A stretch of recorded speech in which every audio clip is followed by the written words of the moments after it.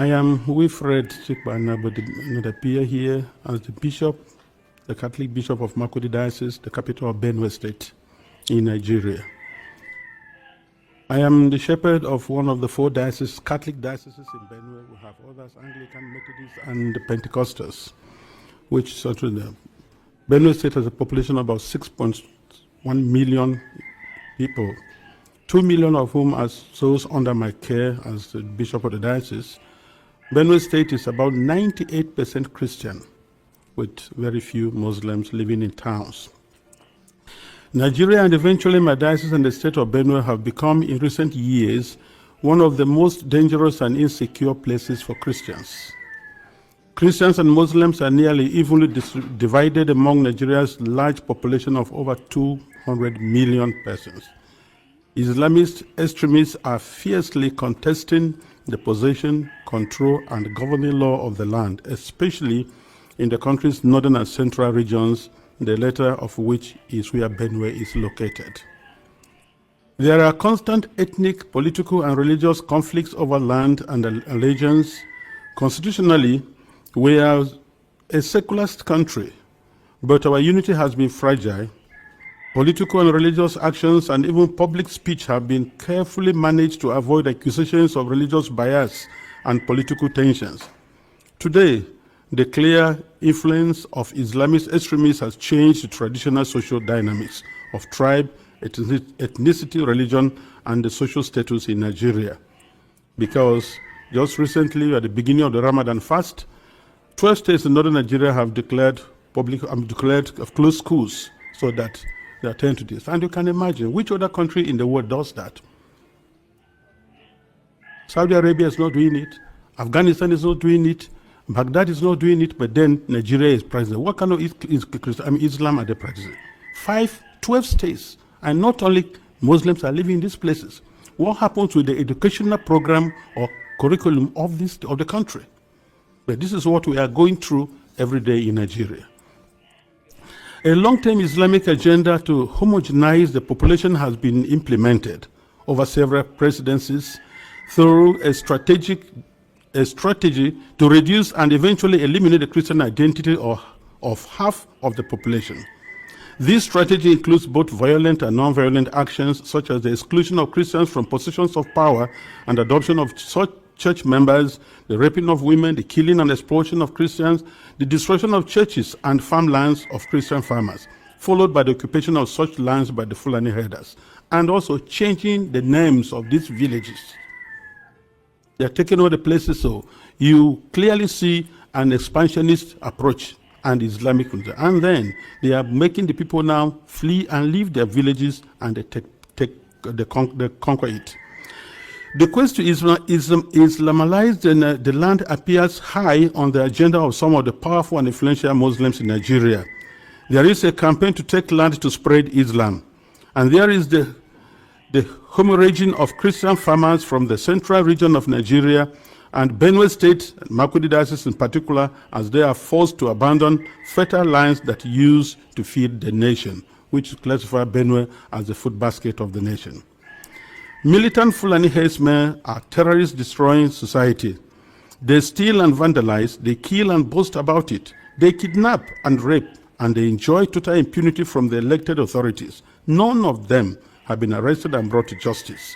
This is supported by the corrupt system in which we operate and the abject poverty among us, which allow the criminal to easily attract more recruits and prey on more victims. Why is this happening?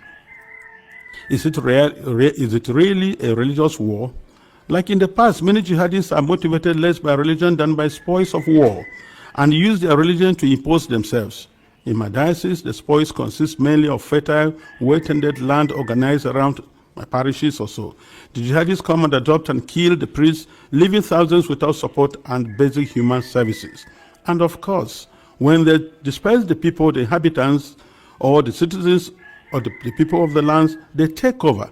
And any attempt to go back and take care of your farms, surely you get killed. The Makurdi Diocese in Benue State has been the epicenter of the invasion by these herders, who are more like hired guns of cattle oligarchies, who manipulate religion to rally the headers to eliminate the Christian population and cleanse the land in the name of Islam. This objective is behind the relentless attacks against Benue's villages. When we call for help to the police and the army, they do not come.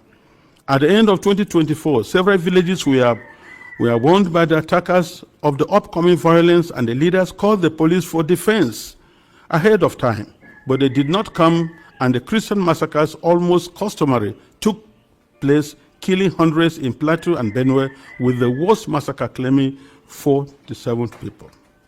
The militant also burned down the 8 Catholic churches of St. Mary's Parish in the Diocese of Boko, which in Benue State, as well as the parish house, clinics, schools, and other houses.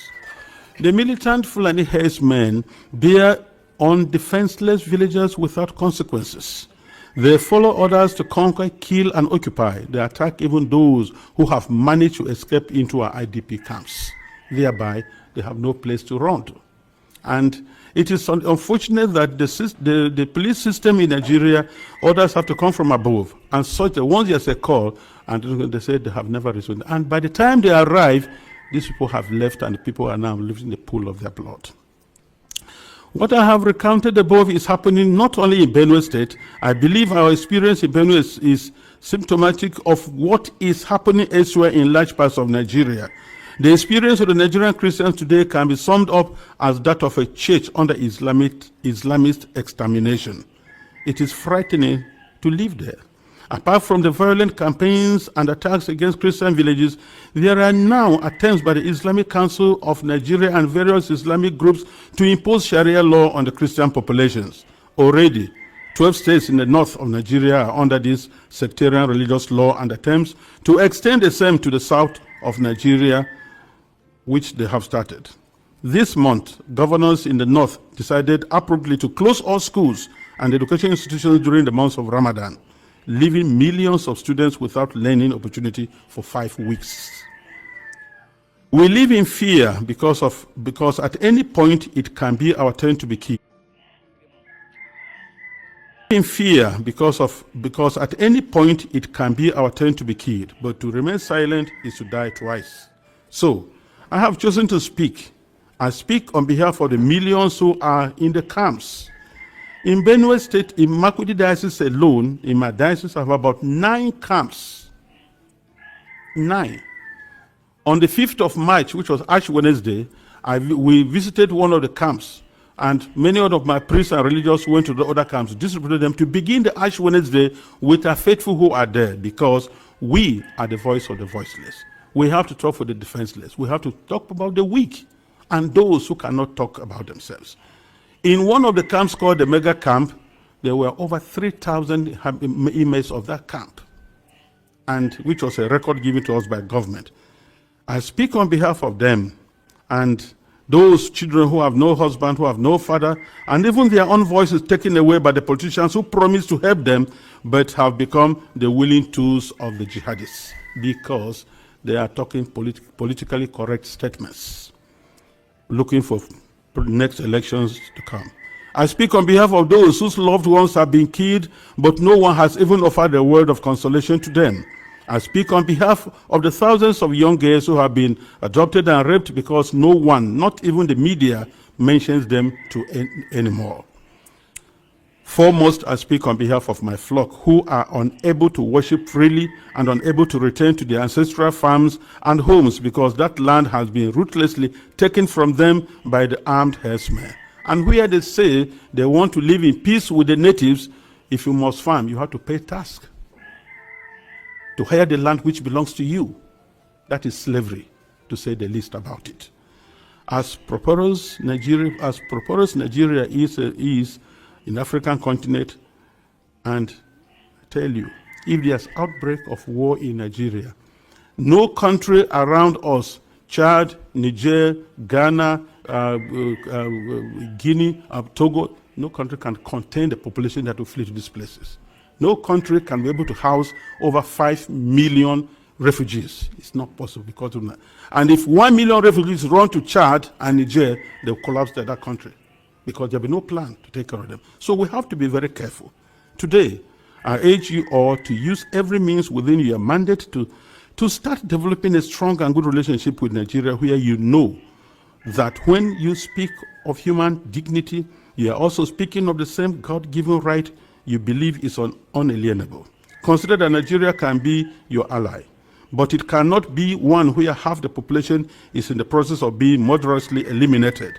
Work with us, the churches, and other Nigerians of goodwill.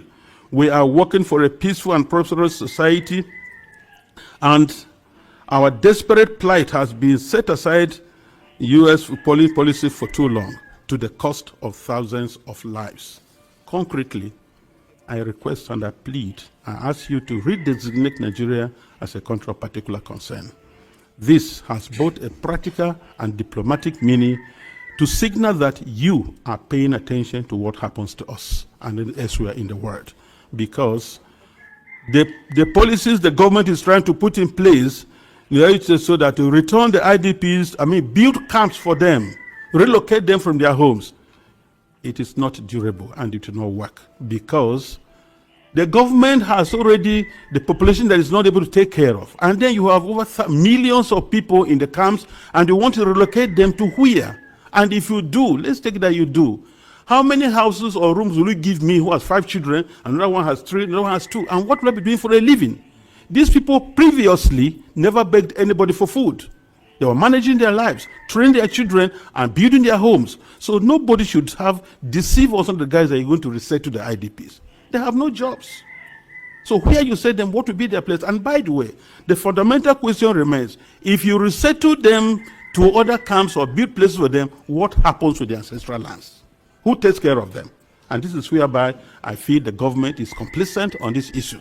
Because these terrorists, Fulanis, displace and kill people and then occupy the place and then change names, nomenclatures of these towns. For what reason? So we want to let the people go back to their homes and help for them to rebuild their lives. I implore this august body to insist on the return and rehabilitation of all the IDPs to their ancestral lands, and not to relocate them to other constructed camps elsewhere, which is an invented solution now being pushed in the Benue State government. And I tell you, Nigeria government can do that once they have to be accountable. Because I know Nigeria, under the auspices of ECOMOG, was able to reinstate constitutional government in Sierra Leone and Liberia. And they can do that now. We have the capacity, but because the leaders that are not prepared. And I think that's whereby I look, it's not just conspiracy of silence, it is aiding, abetting, and supporting these terrorists to keep doing their work. This is my plea. Thank you very much for this attention.